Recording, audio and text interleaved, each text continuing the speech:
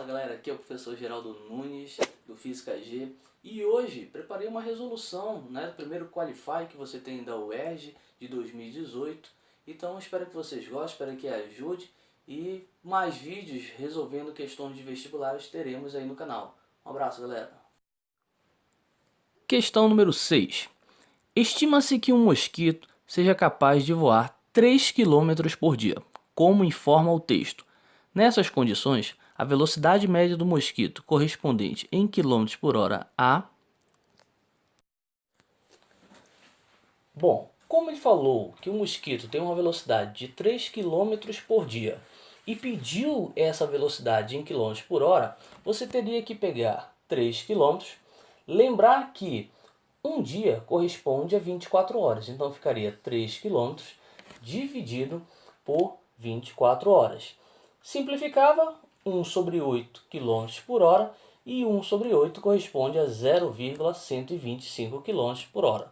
A alternativa correta da questão número 6 seria a letra A. Questão 37. Admita que, imediatamente após a colocação do gás argônio em uma embalagem específica, esse gás assume um comportamento de um gás ideal e apresenta as seguintes características: pressão 1 atm, temperatura 300 Kelvin, massa de 0,16 grama. Nessas condições, o volume em mililitros ocupado pelo gás na embalagem é... Bom, a questão 37 já é uma questão clássica de gases, utilizando a equação de Clapeyron.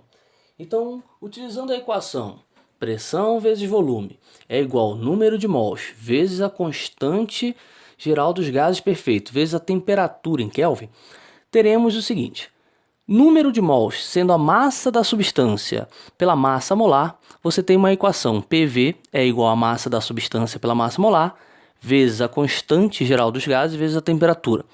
Como os valores de pressão é 1 atm, você teria 1 vezes o volume, que é igual a 0,16, que é a massa que ele deu do gás, dividido pela massa molar desse gás, que é 40, vezes 0,08, que foi o valor adotado pela constante, e 300 Kelvin, sendo a temperatura do gás. Multiplicando esse valor de cima, teremos 3,84 dividido por 40, que daria um volume desse gás de 0,096 litros. Como ele pede em mililitros, você teria que fazer a conversão. Então teremos um volume de 96 mililitros, sendo a alternativa correta, letra A.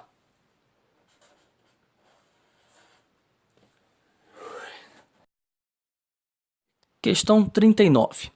Em um equipamento industrial, duas engrenagens A e B giram 100 vezes por segundo e 6.000 vezes por minuto, respectivamente. O período da engrenagem A equivale a TA e a da engrenagem B, TB. A razão TA-TB é igual a... Bom, a questão 39 trabalha uma parte do movimento circular uniforme, no qual seus conceitos básicos aprendemos que frequência é o inverso do período e o período é o inverso da frequência. As engrenagens que ele cita na questão A e B giram com frequências: engrenagem A, 100 Hz, engrenagem B, 6.000 RPM. RPM são rotações por minuto. Para conseguir fazer uma relação com a engrenagem A, é importante que as frequências estejam na mesma unidade. Então teremos que transformar RPM para RPS, que equivale a Hz. Logo, 6.000 será dividido por 60, transformando-se em 100 Hz, que seria a frequência da engrenagem B. Como ele quer razão entre os períodos, teremos que a frequência de A e a frequência de B se relacionam 1 sobre FA dividido por 1 sobre FB. Como a frequência de A é 100 e a frequência de B é 100, essa razão equivale a 1. Alternativa correta, letra C. Questão 41. Em uma mesa de sinuca, as bolas A e B, ambas com massa igual a 140 gramas, deslocam-se com velocidade VA e VB na mesma direção e sentido. O gráfico abaixo representa essas velocidades ao longo do tempo. Após uma colisão entre as bolas, a quantidade de movimento total em kg/metros por segundo é igual a... Bom, questão 41. Estamos agora numa situação de colisões, colisões entre as bolas A e B em um jogo de sinuca. Para ele definir, a quantidade de movimento, temos a relação produto entre a massa do corpo e a velocidade. Como ele pede para que o aluno calcule a quantidade total, você tem que lembrar que durante essa colisão você tem conservação da quantidade de movimento. Então o que ele vai ter antes e depois vão ser iguais. Então a quantidade de movimento da bola A seria a massa da bola A vezes a velocidade da bola A. A massa da bola A são 140 gramas. O aluno teria que prestar atenção, porque como ele pede em kg/metros por segundo, teremos que trabalhar essa massa em quilograma, dividindo por 1000 e tendo o valor de 0,14 kg, que ficaria no lugar da massa de A. Sendo assim, você teria um produto entre 0,14 vezes 10, que é a velocidade da bolinha A, que daria 1,4 kg/metros por segundo.